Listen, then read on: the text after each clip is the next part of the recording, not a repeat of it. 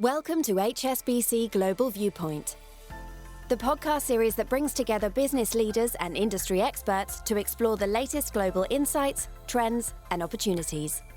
Make sure you're subscribed to stay up to date with new episodes. Thanks for listening, and now on to today's show.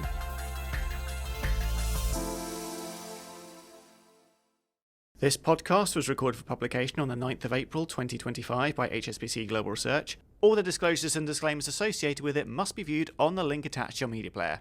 Please note that this podcast was recorded before President Trump announced a 90-day delay in some tariffs.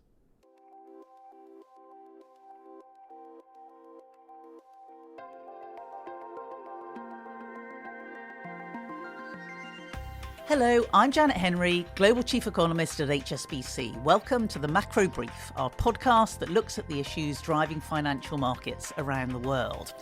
And clearly, there is nothing driving financial markets more right now than the sweeping tariffs that were introduced by the US on April the 2nd. It's been a brutal ride in stock markets. They've shed trillions of dollars. Currencies have been very volatile. Credit spreads have widened. And we have seen the oil price fall as a consequence of supply and demand factors. I'm here today with Murat Ulgen, Global Head of Emerging Markets Research, to assess the latest developments and where we go from here. So welcome, Murat. Thank you, Janet. So obviously, we've all been watching all the screens, all the headlines constantly over the course of the last week or so. We have a president in the United States that spent 6 months before the election talking about tariffs. He was elected and immediately talked about tariffs. And then on Liberation Day, on April the 2nd, announced tariffs that sent global markets into something of a tailspin. Now, they were a lot bigger than expected, weren't they, Murat? So how do you think about it? I mean, this is a global supply shock. Emerging markets, clearly they react to global developments. How have they changed your thinking? At the start of the year, you always said it was too early to embrace global risk appetite. How are you thinking now? Thank you, Janet. Well, pretty wild moves in the market post the Liberation Day announcement, and obviously emerging markets have taken their fair share from the volatility and obviously massive uncertainty. I mean, you might argue after a big sell-off, markets bounced back a little bit, but I think if we try to look past through, the big question we need to ask ourselves is this really a complete reconfiguration of the global trade order? And is this on the back of a structural shift in US's trade policy? I mean, I'm going to ask the question back to you because what matters to me is the health of the global economy. I mean, as you said in the beginning of the year, we weren't really very sure this is time to fully embrace EM risk with all the impending uncertainties. And here we are with tariffs much larger than expected, as you said, big market swings. And we've repeatedly mentioned in the past, we published about it a couple of years ago, that the health of the global economy is the most important driver of EM financial returns. So, Janet, are we now seeing big downside risk to global economic activity? I think it's fair to say that we are. Actually, at the end of the year, we now have the data. The world actually ended on a more synchronized note than it had for some time. The US actually had slowed a little bit. Europe had firmed a little bit. China had firmed a little bit. And now this is something of a global supply shock. Clearly, the policies being pursued by President Trump very much focused on the goods side of the economy, the manufacturing side of the economy, and he does see tariffs as a multi-purpose tool, both in terms of achieving fair trade, as he describes it, and as a revenue-raising opportunity and as a bargaining tactic for an array of other options. And the US will be impacted by that. It will mean a much worsening growth-inflation trade-off and obviously add to the policy dilemmas that are being faced by the Fed in particular. It's those economies in the world that are most dependent on goods trade and that are now seeing the biggest tariffs in Asia that potentially face the biggest headwinds. So, Murat, is this something that you've thought about in terms of the focus in your latest emerging markets update that you've just published? We did, indeed. I mean, there is clearly a big regional differentiation when it comes to the tariffs. But I think it's beyond that. We need to have a new look at EM if, again, we're talking about a big structural shifts here. I think emerging markets would require a new framework also to assess the opportunities in its financial markets. So what we have done in this report is we've been focusing more on economies where there are strong domestic fundamentals, on economies where household consumption is a bigger share of GDP, also on those markets where service exports make up a bigger proportion of overall exports, given, as you said, the focus on manufacturing, plus economies where there is some fiscal headroom, manageable deficits and relatively low public debt. So if it comes to that, they can actually stimulate domestic demand using that fiscal headroom. Building on that framework, there are certain countries would probably be less impacted. Everybody will be impacted from what's happening globally, but those countries who tick the boxes in our new framework, like India, Philippines, they're more domestic markets, higher share of service exports in their total exports.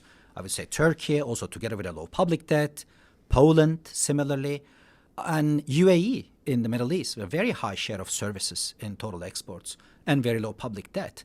I think those countries tick our boxes, and we think they will be relatively less impacted from what's happening globally. As you say, they'll have some offset in terms of domestically, but a lot of these countries still undertake exports. And I guess the other overlay that we have from this tariff-related uncertainty is the impact on investor and consumer confidence. If you don't know what prices are going to be tomorrow, that will depend on what happens regarding retaliation. But for companies trying to sell products, they're not going to know what prices are tomorrow to some degree. But also in the US, because the US is imposing the tariffs, there will be an immediate inflationary impact, and that impact will impact on growth. How do you see the inflation variation across the emerging economies? Because obviously we have got some fallback in oil prices. Yes, it's a bit of a mixed picture. Obviously, as you said, the US is raising the tariffs, but let's say if there is a retaliation and other countries raise their own tariffs or trade barriers, if that's an extra cost pressure, if there is an impact on global supply chains, that would probably lift goods prices where service prices were already sticky. But as you said, energy prices coming lower will be an offset. So I think the overall picture will be a bit of a mixed bag. I think emerging markets will try to take the cue on monetary policy related to inflation from the Fed, where, I understand, obviously that's my question to you, that the markets are now thinking there will be a bigger fallout on US growth than on inflation. So the Fed rate cut expectations have been actually increased even further, more than 100 basis points in the next 12 months. Would you agree with that view? Well, it's been a volatile ride for market expectations for the Fed since the start of the year, barely pricing in 1 to suddenly pricing in 4. We still think that the Fed is in a wait-and-see mode. Obviously, they do have a dual mandate between full employment and inflation. At the moment, they are still broadly at full employment and inflation is still a bit too high. So I think they are firmly in wait-and-see mode. But we still anticipate that it will be a rise in unemployment. It will be the slack in the labour market that ultimately does tilt the balance back towards rate cuts. So we still have 3 rate cuts this year starting in June. But I guess when we think about it from an emerging market context, you have, as you say, got a softer inflation outlook. But a lot of the emerging markets are also fearful that they are going to see trade diversion from China in particular, which does face the biggest tariffs. So they could potentially see some disinflationary forces there as well. So how important to the outlook for a lot of the emerging markets and capital flows into emerging markets do you think the prospects for rate cuts actually is? That's a very good point. Clearly, certain economies, more export dependent, will try to divert their exports out of US with the recent developments. But that raises some other issues and potential tensions with those who are recipients of these cheaper goods flooding their markets. They might erect their own tariffs or non-tariff barriers. But then when it comes to the inflation picture, there's also this element of currencies. And so far, the US dollar has been behaving relatively better, more benign than people had thought in the beginning, tariffs and shrinking US trade deficit might actually strengthen the US dollar, but now it's more about the policy uncertainty and downside risk to growth. So if that's the case, perhaps that would help emerging markets to stay on an easing course, but definitely for Asia, where inflation hasn't been an issue anyhow, and there are growth risks given that they've seen the highest tariffs. The central banks will probably stay on an easing course, where every now and then the currency volatility might intervene. But I do expect it's probably much clearer for Asian central banks to keep reducing interest rates. But how about Europe, Janet? If I can ask the question now back to you. Yes, well, I guess in the European context, we already incorporated quite a lot of tariffs in our report that we published in late March. But if we do get sustained tariffs of 20% across the board on Europe, that's more than we incorporated in our latest set of forecasts. And so far, Europe's been very, very cautious regarding retaliation. But certainly, there are some downside risks to the growth outlook in Europe as well. But certainly, the lower oil price, particularly if they don't retaliate, should be helpful for the inflation backdrop, as might the recent appreciation on the euro. But in your last EM sentiment survey that you published not so long ago, you suggested that there had now been a kind of rewarming of attitudes in Latin America. Relatively speaking, not getting those really hefty tariff influences, a bit like the UK, just getting the baseline 10% increase in tariffs. Where does that leave you thinking on Latin America? Is it your preferred region? Absolutely. I mean, it looks like Latin America is back in fashion. And as you pointed out, we've already seen the signs in the latest EM sentiment survey. Because if I rewind back a little bit, like 2022, 2023, Latin America was the top region, really significant outperformance across financial markets versus the rest of emerging markets. And in 2024, last year, investors have progressively reduced their positions in Latin America. They backed away, politics intervened, the overlay with fiscal, already very heavy position again. They moved towards EMEA, Asia, especially with the stimulus measures out of China. But now, since the beginning of the year, maybe in anticipation that Latin America might be spared or would receive lower tariffs, in the anticipation of that, we've seen already interest being rekindled by investors. It's a high carry region, and looks like politics is also sort of behind us. Yeah, we are seeing interest in Latin America, and obviously, compared to the other regions, smaller tariffs helps that thesis. Mexico is a very special, obviously, position here, given that it's been spared even from the universal tariffs. Obviously, there are other tariffs going on, USMCA non-compliant and autos, etc.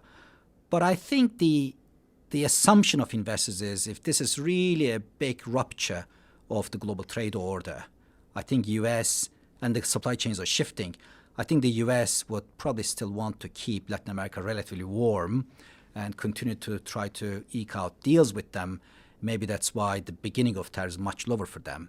But as you said, we've already seen interest rising for Latin America. And I think with the latest tariff announcements, they'll probably do a little bit better in comparison.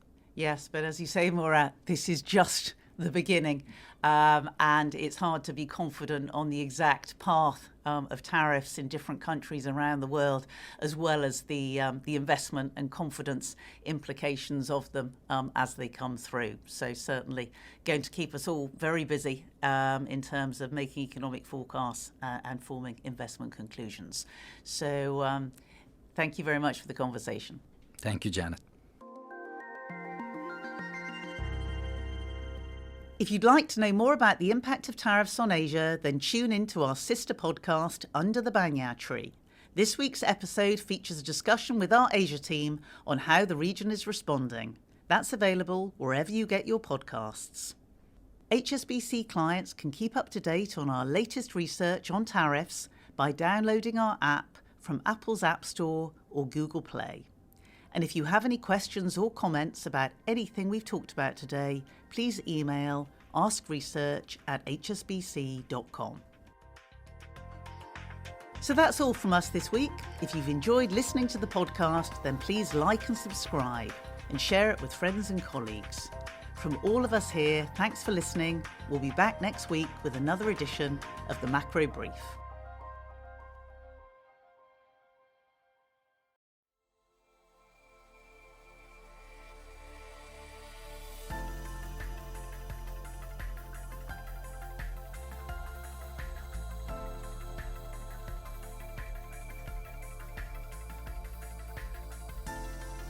Thank you for joining us at HSBC Global Viewpoint. We hope you enjoyed the discussion. Make sure you're subscribed to stay up to date with new episodes.